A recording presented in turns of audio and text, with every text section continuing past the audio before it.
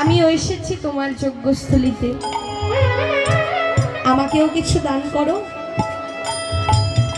তুমি তো সকলকে দান করছো, আমিও এসেছি, আমায়ও দান করো। রাজা বলছে, কি দান চাই তোমার? বামন রূপধারী বললেন, বেশি কিছু চাই না, আমি তোমার কাছে মাত্র ত্রিপাদ ভূমি চাই, মাত্র 3 চরণ জমি। যখনই বলেছে ত্রিপাদ ভূমি চাই, রাজা তো অহংকারী রাজা, অনেক বড় রাজা, হাসতে হাসতে বলছে, আরে তুমি দেখতেও যতটা ছোট, তোমার চাওয়াটাও ঠিক ততটাই ছোট। আরে এত বড় রাজা আমি, কত জমি আমার, আর তুমি কি না আমার কাছে এসেছো ত্রিপাদ ভূমি চাইতে? যাও, তোমার যেখান থেকে খুশি তুমি সেখান থেকেই নিয়ে যাও। এই তো রাজার অন্তরে তো অহংকার প্রবেশ করেছে। আর ভগবান তিনি আত্ম অহংকার অভিমান মহৎ ব্যক্তির অবমাননা তো সইতেই পারে না।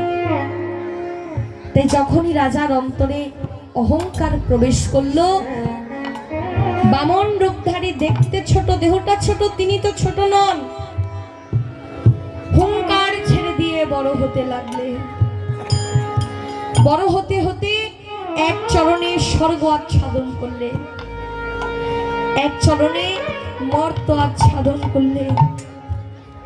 দেখতে দেখতে মুহূর্তের মধ্যেই 2 চরণেই স্বর্গ মর্ত পাতাল ত্রিভুবন নিয়ে গেলেন। রাজা মনে মনে চিন্তা করছে, এ কি দেখছি আমি,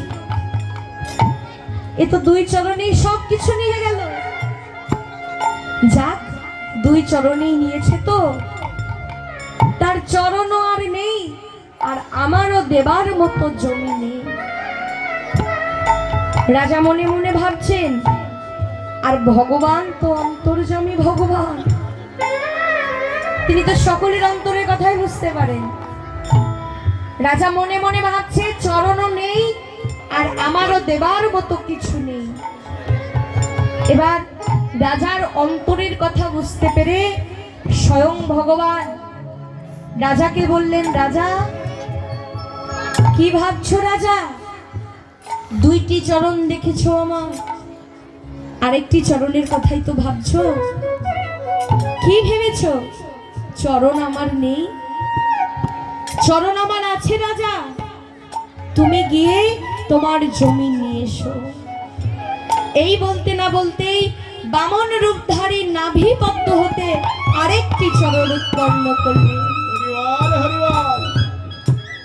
আরেকটি চরণ উৎপন্ন করে রাজাকে বললেন, রাজা এবার এই চরণে তুমি তোমার জমি দাও, এই চরণে জমি দান করো।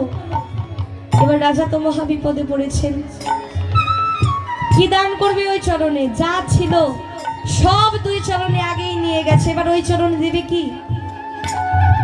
কিন্তু দান তো করতেই হবে, প্রতিশ্রুতিবদ্ধ প্রতিজ্ঞা করেছে যে দান করব, দান করতেই হবে, কিন্তু কি দান করবে? দেওয়ার মতো তো কিছুই নেই। রাজা মহা বিপদে পড়েছেন। বিপদে পড়ে রাজা ছুটে চললেন সহধর্মিনীর কাছে। বিপদে বন্ধু, ভোজনে জননী, সহধর্মিনী স্ত্রী। রাজা ছুটে গেলেন সহধর্মিনীর কাছে, গিয়ে বলছো, গো এই বিপদে তুমি আমায় একটু বুদ্ধি দাও যে এখন আমি কি করব, ওই চরণে কি দান করব? রাজার ভক্তিমতী সহধর্মিনী রাজার কথা শুনে বললেন, ওহে রাজা, তুমি তোমার যজ্ঞস্থলিতে যাকে ছোট ভেবেছ, আমার মনে হয় সে তো ছোট নয়। আমার মনে হয় এই অনন্ত কোটি বিশ্ব ব্রহ্মাণ্ডের কর্তা এসেছে তোমায় পরীক্ষা করবে বলে। ওহে রাজা, যে চরণ ব্রহ্মা পায় না ব্রহ্মজ্ঞানে, যোগী পায় না যোগ সাধনে, সেই অনন্ত কোটি বিশ্ব ব্রহ্মাণ্ডের কর্তা নিজ গুণে কৃপা করে তোমাকে চরণ যখন বের করেই দিয়েছে, তুমি আর বিলম্ব না করে তুমি গিয়ে ওই চরণে তোমার দেহ জমিটা দান করো। যে দান কোনো যুগে কোনো কালেও কেউ করেনি, সর্বশ্রেষ্ঠ দান হলো আত্মদান। চরণ যখন সে কৃপা করে বের করে দিয়েছে, তুমি আর বিলম্ব না করে তুমি গিয়ে তার ওই চরণে তোমার দেহ জমিটা দান করো। রাজার ভক্তিমতী সহধর্মিনী যখনই রাজাকে এই কথা বললেন, রাজার বিলম্ব না করে ছুটে গিয়ে বামন রূপধারীকে বললেন, ওহে বামন রূপধারী,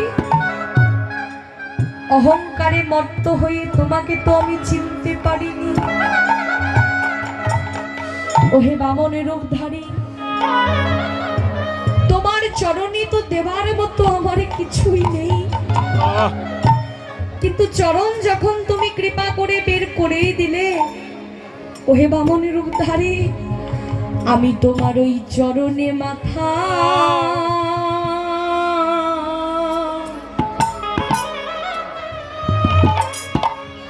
চরণে মাথা পেতে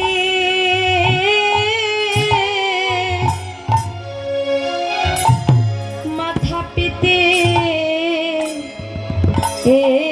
দিলাম। আমি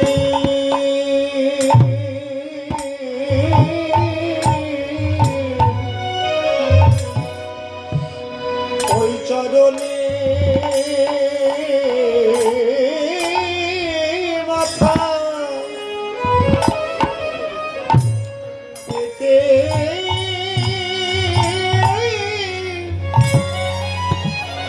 পেতে দিলাম তোমার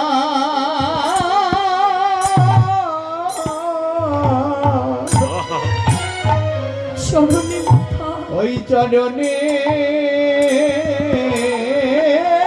মাথা আমি পেতে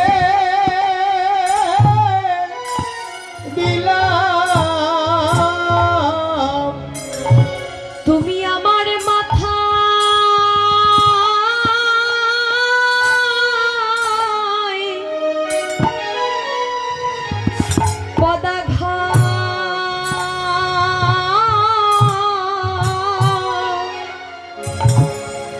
তুমি পদাঘাত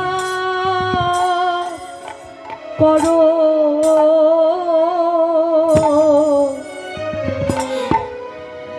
তোমার চরণে মাথা